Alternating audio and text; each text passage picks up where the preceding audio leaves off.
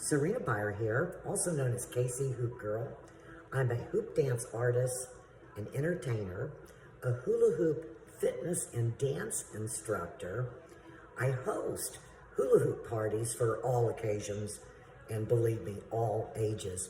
And lastly, I sell hula hoops, and I'm here to show you how you can get a total body workout with a hula hoop.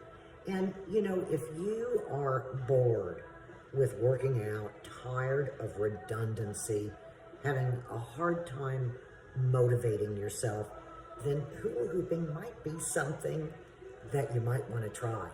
But if you're going to do it, you really need to have the right size hoop for your body size and your skill level. I sell hoops, and I'm here to show you what type of hoop that might work and be best for what you want to accomplish. Now, let me explain that I like to say there's three kinds of hoops, and I'm going to show you the slowest spinner. And what you need to understand is the bigger the diameter, the slower the hoop spins. So I'm going to show you my cruise ship, and my cruise ships, I've got several variations of cruise ships. But basically, the diameters range from about 46 inches to 52 inches. And this is one of those 46 to 52. Now, I'm going to move the camera a little bit so that I can center myself. There we go. And you can see how big this hoop is. First off, let me just hold it up. Do you see how big this hoop is? I am 5'4", and this hoop comes up to about my chin. But the thing that you need to know is that if you've never been able to hula hoop before, this could be the right hoop for you. The other thing about the larger diameter hoops is if you're a tall person, or you're a healthy size person, or again, if you've just never been able to hula hoop, then I would try one of my cruise ships. This is what it looks like on. I'm gonna spin it just really slow. And the thing you need to know, in order to hula hoop, there's actually just three things that you need to know in order to have instantly successful hula hooping. One is holding and throwing the hula hoop. I'm gonna change hoops and go to a smaller size, what I like to call my thrill seeker. I'll walk you over here with me. Now, the thrill seekers, they range from, I'd say 37 inches to 45 or 46 inches. And here is one of those. I'll put that on. I'll also compare it so you can see the difference in the diameter. Here's a 45 inch, and here's that 52 inch. The smaller the diameter gets, the faster the hoop is gonna spin. That's why I like to say, that's my cruise ship, and then this is my thrill seeker. It's gonna go a little faster. But what you need to know is when you are going to hula hoop, you wanna hold that hoop nice and level. You wanna anchor it to your back. The hands are about 6 or 10 inches out, and the feet are side to side. You're gonna give that hoop a nice flat spin. Just a nice flat throw to the left or to the right. Either way, it's like being right-handed or left-handed. The second thing you need to know is that as soon as you throw that hoop, you wanna start pulsing, rocking side to side. Shifting your weight side to side. Do you see how I'm shifting side to side? Working with that hoop. The last thing you need to know is that the hoop does not have a motor on it. You're the motor, and this is a workout. Now, I'm gonna continue and go from my thrill seeker to my speedboat. Speedboat, now we're getting under 37 inches, 30, 35 inches. Again, the key is just finding the right hoop that works for your body size and skill levels. My hoops come from 30 inches all the way up to 52 inches, and you're always welcome to come test drive one at my studio.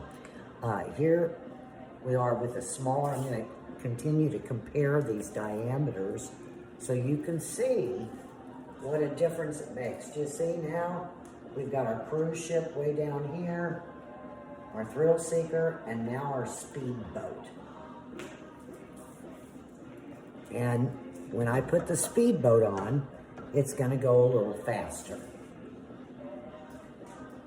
So I'm having to move faster as a result. Now, what you need to know is when you are waist hooping, you're utilizing 30 core muscles. Everybody knows it's good for core strength and flexibility.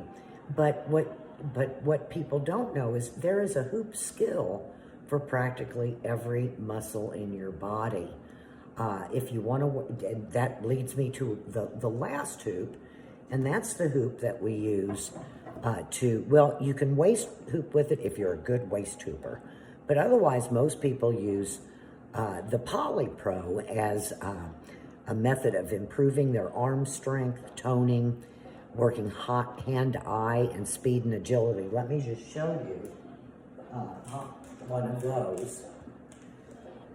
These are super lightweight hoops. They're fast spinners. So in order to waist hoop with them, you have to be a darn good waist hooper because they spin so fast. The tubing is slicker, it's smaller in diameter, and the overall hoop is smaller in diameter. This happens to be a 34 inch, and you can see how fast that hoop spins.